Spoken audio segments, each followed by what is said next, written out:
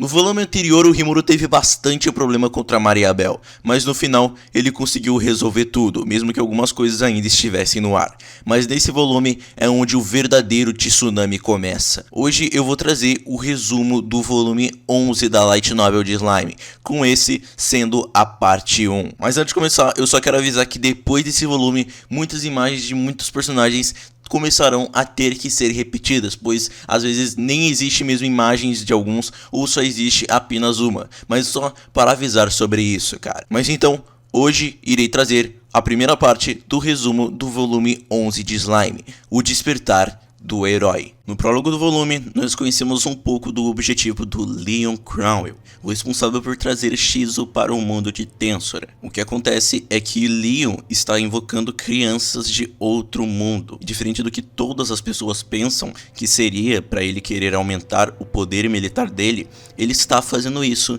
porque ele quer reencontrar uma certa garota jovem, onde no passado dele ele acabou encontrando ela, e aqueles foram tempos muito felizes para ele.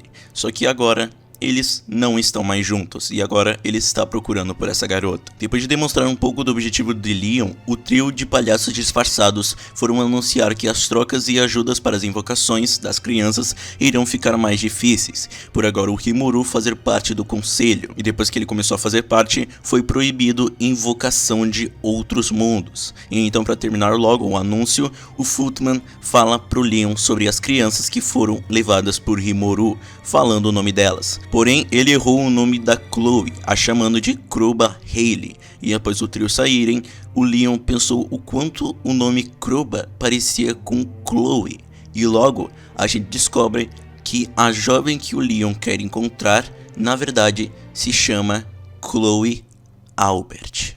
No seu escritório, Rimuru começa a ouvir uma onda de passos em pânico em direção a ele, e logo a pessoa que estava correndo derruba a porta sem ao menos bater educadamente, e logo ele pôde ver que essa pessoa era na verdade Milin, que fez essa bagunça toda porque o ovo da Gaia estava começando a chocar. Ela ficou esse tempo todo com o ovo e se recusou em voltar para o seu país de origem, pois ela ficou preocupada com o que poderia acontecer. Com isso, após finalmente o ovo chocar, dentro dele sai Gaia, que logo começou a ser abraçada por Milin, afinal, né, é o antigo amigo dela de vários anos atrás que ela pensou que não tinha salvação. E depois da cena emocionante entre o reencontro de amigos, a Milin teve a ideia de levar a Gaia em uma aventura, pois segundo ela, os dragões só comem o que caçam, e que caso ela queria que Gaia cresça, ela terá que comer bastante. Afinal, os dragões do mundo de Tensora, eles não precisam necessariamente de comida, eles podem viver de água e magias, só que o problema é que com isso eles não iriam crescer de tamanho, e era exatamente o que a Milin queria, que a Gaia crescesse. Assim então, eles se juntam com Veldora e Ramírez, e então o nosso querido quarteto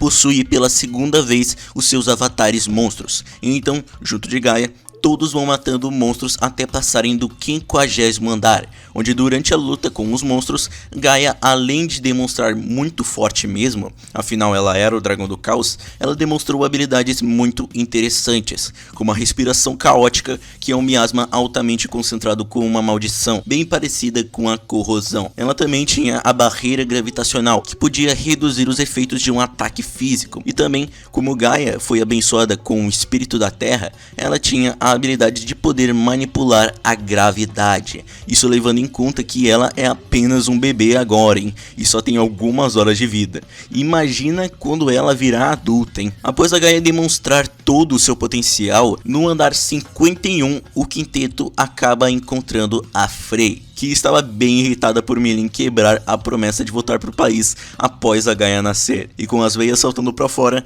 a Frey levou a Milin junto de volta à nação. Porém, a Gaia ela ainda ficou em Tempeste, pois o Rimuru ele queria treiná-la um pouco mais, para assim poder entregá-la para Milin. De volta ao seu escritório, descansando um pouco do trabalho, a Shula entra na sala do Rimuru, o avisando que havia um convidado chamado Dino, que depois de ouvir o nome dele e saber que ele era um Lorde Demônio, ele então vai aonde ele estava. O Dino de primeira estava disfarçando, dizendo que apenas foi para Tempeste para se divertir, mas ele logo revela que na verdade o Dagruel acabou expulsando ele. Como o Dino era um Lorde Demônio muito preguiçoso, ele nunca trabalhou e nunca ganhou nenhum dinheiro, e com isso o Dagruel acabou acolhendo acolhendo, mas parece que depois de um tempo ele já não aguentava mais a vagabundice do Dino. E assim acabou o expulsando. O Rimuru havia recusado acolher o Dino, mas após experimentar um pedaço de bolo, o Dino voltou atrás da sua natureza e disse que ele irá se tornar um cidadão e de que irá trabalhar em Tempest. E como o centro de pesquisa estava precisando de funcionários, o Rimuru pensou de novo e decidiu aceitá-lo como funcionário do centro de pesquisa, assim como mais um Lorde Demônio virando amigo do Rimuru e também morando em Tempest. Depois de novo no seu escritório, o Rimuru recebe a notícia de que o Diablo finalmente voltou e também acabou voltando com alguns convidados. Então ele vai até o quarto de hóspedes onde estava o Diablo junto de 3 mulheres. E após ser elogiado em excesso como sempre, ele de primeira pensou que aquelas 3 mulheres fossem fracas ou nem mesmo fossem demônios. Mas logo o Rafael o corrige, dizendo que essas mulheres eram na verdade arquidemônios, que é uma raça que é muito mais elevada entre a raça demoníaca. E não só isso, como elas também estavam escondendo a sua magia. Elas estavam fazendo isso, pois o Diablo pediu para elas esconderem. Isso para apenas mostrar de que o Rimuru não teria dificuldade em poder descobrir e mostrar o quão grandioso ele era. Logo depois, uma mulher de cabelo branco foi a primeira a conversar com o Rimuru, dizendo que ficou surpresa ao saber que Diablo tinha admiração e servia a alguém, o que deixou ela curiosa e ficou com vontade de conhecê-lo. E só para avisar que essa demônio não estava se dirigindo a Diablo pelo nome que ele recebeu do Rimuru, e sim pelo seu nome como primordial, que era o nome Noir. E não só isso, mas como essa mulher também chega até quase a dar em cima do Rimuru, dizendo que assim que ela viu ele, o coração dela disparou na hora. Isso foi um elogio que até mesmo fez o Rimuru corar um pouco. Logo, as outras 2 mulheres também se apresentam ao Rimuru e jurando lealdade a ele. Uma era uma demônio de cabelo roxo, era pequena e também fofa. Já a outra era um demônio de cabelo amarelo e usava uma saia. E também, não só elas foram trazidas para Tempest, mas também cada uma das 3 tinha 2 tenentes demônios e 200 subordinados. E também havia mais um demônio que interessou o Diablo, que também tinha 100 subordinados, totalizando no total 710 demônios. Então, com todos os demônios juntados, eles vão para o labirinto para poder dar os corpos para todos esses 710 demônios. E após dar os corpos, o Rimuru nomeia as 3 demônios mulheres. A de cabelo roxo se chamava Última, a de cabelo amarelo se chamava Careira e a de cabelo branco se chamava Testarossa. E após serem nomeadas, as 3 arquidemônios acabaram evoluindo para nobres demônios, assim deixando elas muito mais fortes do que elas já estavam. E logo cada uma delas recebeu um cargo. A Testarossa foi dada o trabalho de ser a plenipotenciária de Rimuru. A última seria a policial de Tempest e Careira será a chefe de justiça da Suprema Corte. Esse é um cargo para julgar a justiça dos tribunais. E não só isso, mas o Rimuru, conforme os dias, foi nomeando o resto dos demônios. Mas mal sabia o Rimuru as forças que ele criou. Após todos os demônios receberem os corpos e também receberem nomes, nasceu os Black Numbers, ou como eu devo chamar, os números negros. Logo após dar o cargo de adido militar a Testarossa, um dos tenentes dela avisa que existe algumas nações que pelo visto têm alguma hostilidade contra a Tempest.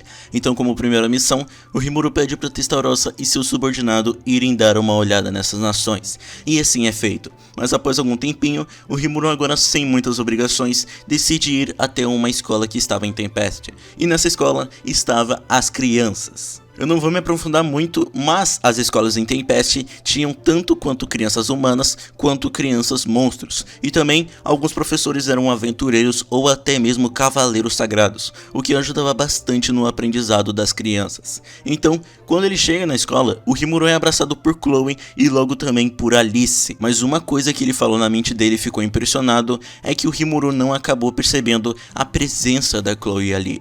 Mas então, depois dele se reencontrar com as crianças, ele escuta alguém falando: Rimuru-sama, faz muito tempo que eu não te vejo.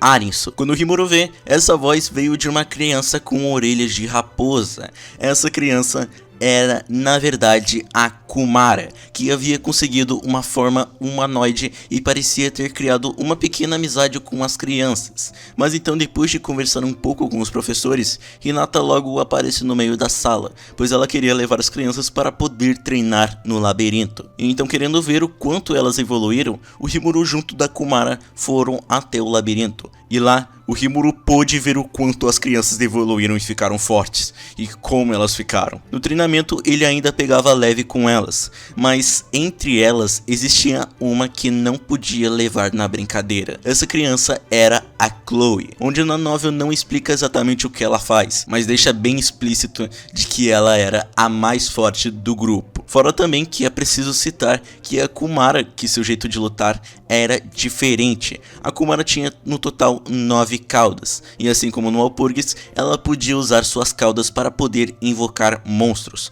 onde podendo usar no total 8 caudas, com a nona sendo a sua própria. E ela era tão forte que, segundo Rimuru, ela estava no mesmo nível de vários membros dos 10 grandes santos. Essa pequena pode superar vários cavaleiros sagrados. Difícil de acreditar, né? Eu também. Após as crianças demonstrarem a sua evolução, a Hinata logo diz o motivo de ter aparecido lá na sala de aula. E o motivo era que Irúminas queria também ter um concerto em Rubérios, que é o seu país, onde eles teriam que ir com uma carruagem, pois em Rubérios existe uma barreira que deixa as coisas mais complicado, o que não possibilitaria se teletransportar para lá. As crianças junto de Kumara escutam uma parte da conversa, e assim elas começam a insistir em ir junto, e sem escolha, o Rimuru e a Hinata tiveram que levá-las juntos. Mas não só as crianças, mas também a Kumara, Shion, Diablo, alguns demônios e também a equipe que iria fazer o concerto iriam até Rubérios. E logo a cena corta quando todos chegaram ao país. E após eles serem recebidos com um banquete,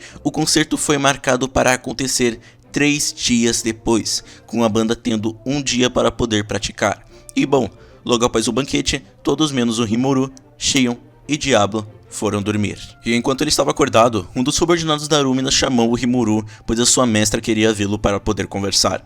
E depois de encontrá-la, os dois tiveram uma conversa bem séria. A Arúminas queria conversar com o Rimuru porque, segundo ela, Granbel Rosso parecia estar tramando algo, e era melhor ficar de olho nele, já que o Granbel era um ex-membro dos 7 Sábios. Então ele tinha bastante informações sobre Rubérios, e segundo ela, possivelmente ele poderia criar algum túnel ou algum outro tipo de rota. E também a Arúminas tinha essa preocupação porque mesmo que ela seja uma Lorde Demônio muito poderosa, o Granbel era o portador do ovo do herói, o que fazia dele um herói escolhido, que para ser bem rápido, um herói escolhido é como um Lorde Demônio verdadeiro. E segundo a Arúminas, ela já lutou contra ele várias vezes, e também que ele até mesmo poderia ser mais forte do que alguns Lordes Demônios mais velhos, com o exemplo deles sendo o Leon, o Dino e até a própria Arúminas. Ou seja, o Granbel não era brincadeira. Então, com um aviso da Arúminas dado, o Rimuru viu que ele não podia mais baixar a guarda e deveria já ficar preparado para qualquer coisa que acontecesse. De volta ao país do Leon, o Leon recebeu uma notícia inesperada, e essa notícia era que o demônio primordial amarelo acabou desaparecendo sem deixar rastros, o que foi uma notícia que acabou chocando bastante o Leon, pois logo é explicado que o país dele acabou ultrapassando um mundo espiritual, que era o reino dos demônios, e por muito tempo ele tem lidado contra os demônios que vagavam por aquele território, e entre eles, o demônio que dava mais dor de cabeça para ele era o demônio primordial amarelo, que era conhecido pelo nome Jaune. E segundo pelo que o Leon disse, ele nunca bateu de frente contra a Primordial, porque mesmo que ele pudesse vencer, a batalha resultaria no afundamento do continente no fundo do oceano. Mas antes que o Leon pudesse processar direito a notícia, chegou uma outra notícia para ele, que era do que o Rimuru estava negociando as crianças com Urúminas em Rubérios, o que fez ele suspeitar um pouco dessa informação, pois sabendo como o Rimuru é, ele pôde ver que isso não era a cara dele, mas após lembrar sobre o nome dito errado pelo Fultman e pensar que era bem parecido com Chloe, o Leon pôde ver que essa informação era falsa e parecia ser uma armadilha. Porém, com a necessidade de encontrar a Chloe, o Leon mesmo assim decidiu ir até Rubérios, e naquela terra a situação mudou drasticamente. O sabre de platina Leon Crowell quebrou seu silêncio de longa data e então ergueu a sua espada mais uma vez. Logo foi mostrado que o Yuki era o verdadeiro responsável pela falsa notícia dada ao Leon. O plano dessa vez dele era fazer o Leon e o Rimuru lutarem, já que o Rimuru tem um certo ódio guardado por ele. Após ele discutir um pouco do plano com seu grupo, ele vai até o Gran-Bel russo para poder informá-lo sobre a morte de Maria Bell. E mesmo sabendo que o Gran-Bel poderia sair do controle, o Yuki foi sozinho pois estava confiante que poderia derrotar ele facilmente. E depois de então de informar o velho sobre a morte da sua sobrinha, naquele momento, o Gran-Bel ficou louco. O objetivo dele agora era matar o Rimuru, pois segundo ele, o seu instinto diz que esse Lorde Demônio fará a humanidade cair, e diz que se Irúminas estiver ao lado dele, ele também a matará. E para esse plano dar certo, ele queria a ajuda do Yuki. E em troca, o Gran-Bel daria a localização da arma definitiva da Arúminas, o herói escolhido que selou o Véu Dora. Pelo que o Gran-Bel descobriu, o herói sagrado na verdade estava preso dentro de um cristal que era protegida por Rúminas na Arca Sagrada. E pelo que o Gran-Bel acha, Rúminas teria de algum jeito conseguido controlar o herói escolhido. E então, pensando que de algum jeito conseguiria quebrar esse controle mental, e com essa proposta, o Yuki, mesmo que desconfiado, aceitou ajudar Gran-Bel na sua invasão a Rubérios. Assim, a aliança entre Yuki e Gran-Bel foi feita. Já no outro dia, o Rimuru acordou pensando que o dia iria ser lindo e pacífico. Mas você acha mesmo que vai ser? É claro que não. Logo a sua afirmação foi quebrada quando um guarda disse que Rubérios estava sendo invadida por centenas de soldados. Então o Rimuru se junta a Hinata, as crianças, Kumara, Shion e também Diablo. Ele usa então o domínio espacial para poder ir até a grande catedral, pois lá era onde estava a banda que iria fazer o concerto. Quando ele se encontra com a banda, em volta tudo parecia um caos, ficando muito complicado de saber quem era amigo e quem era inimigo. Logo Hinata e Rimuru finalmente conseguem encontrar o causador disso tudo. Eles encontraram Gran-Bel russo, que após uma pequena conversa já demonstrou a Rimuru que não poderiam chegar a uma conclusão pacífica. Então após a pequena conversa, atrás de Gran-Bel saiu uma garota que parecia com a Maria Bell. Gran-Bel começa a chamá-la de Maria, então manda ela ir atrás da Arúminas para trazê-la e se ela resistir, apenas matá-la. Então, a Maria vai em direção de Irúminas. Logo, algumas pessoas correram para desafiar o Gran-Bel, e essas pessoas eram Reynald, Arno e Ritase, dizendo que não havia necessidade de Rimuru e Hinata lutarem, e o plano seria os dois lutarem contra Gran-Bel, enquanto o outro iria usar a magia de desintegração. E o plano, ele foi bem feito, cara. Só que o problema seria o que iria vir depois. A magia de desintegração simplesmente foi sugada pela espada do Gran-Bel. E naquele momento, após ver aquilo, o rosto da Hinata ficou pálido. Isso porque aquela era a sua habilidade, a habilidade Melt Slash. E depois de ela ver que nem mesmo 3 dos 10 grandes santos foi o suficiente, a Hinata logo começou a sua batalha contra o Gran-Bel. O Rimuru, ele queria poder ajudar na luta, só que mais de 10 crianças apareceram na frente dele. E essas crianças eram na verdade crianças de outro mundo. E elas deram uma carta na manga do Gran-Bel para poder mexer com o coração mole do Rimuru.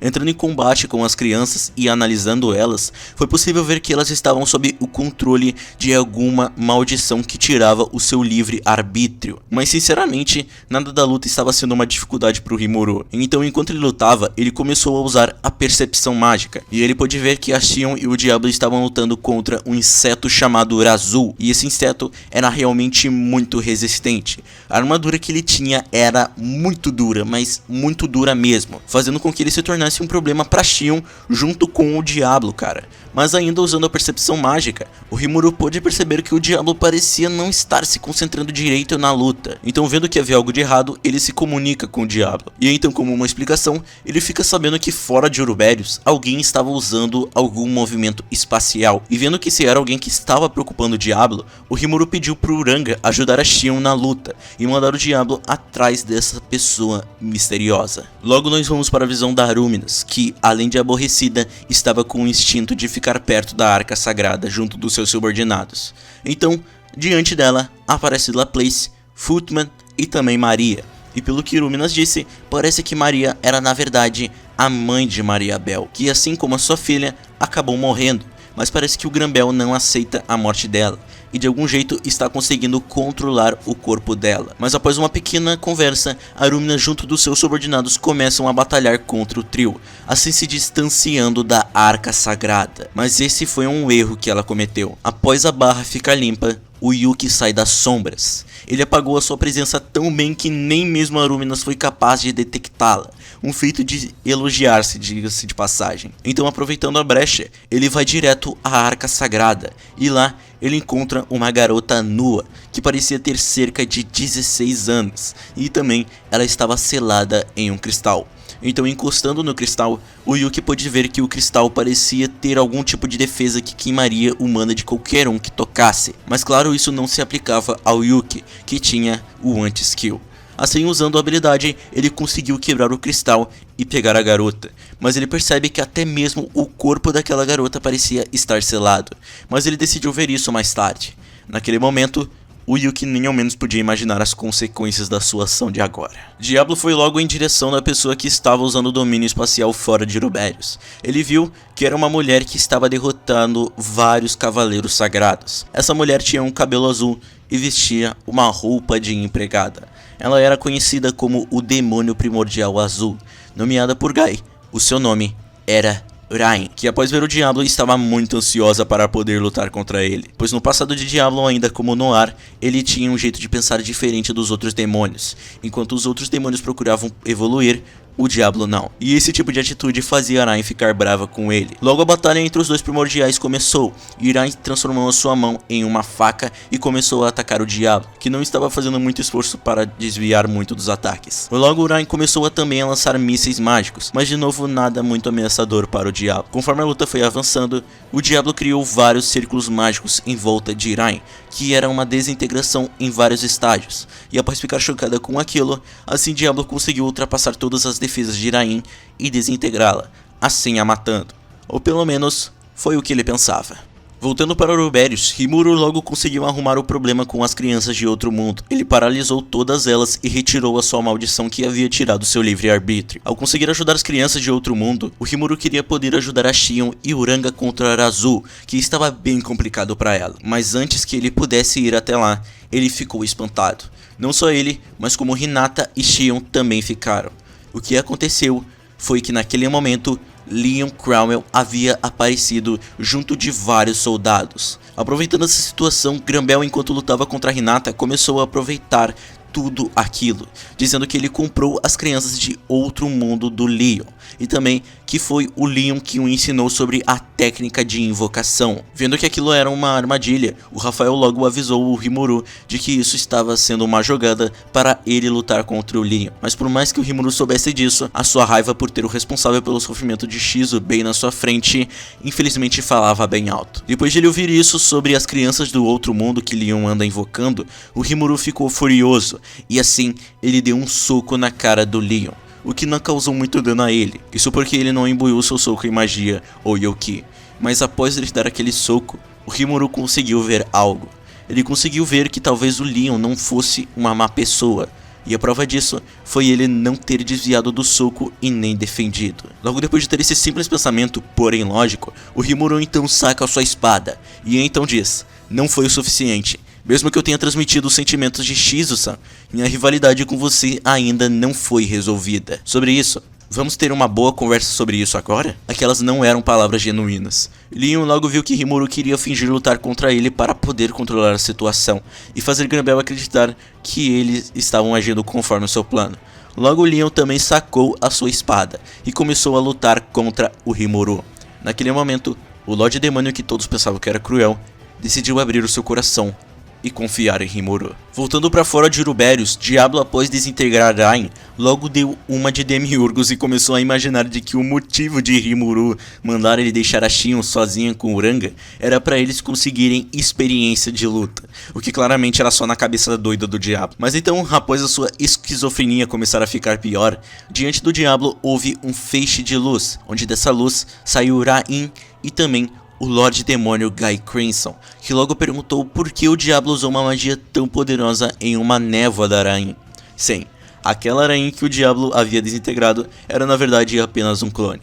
Mas o motivo do Guy estar fazendo isso é porque o Guy viu que Diablo mudou bastante desde que ele começou a servir o Rimuru, e isso deixou ele um tanto quanto irritado. Então ele logo disse sobre o Rimuru ter dominado as nações ocidentais, até que ele acabou se lembrando que os seus subordinados estavam fazendo estragos lá.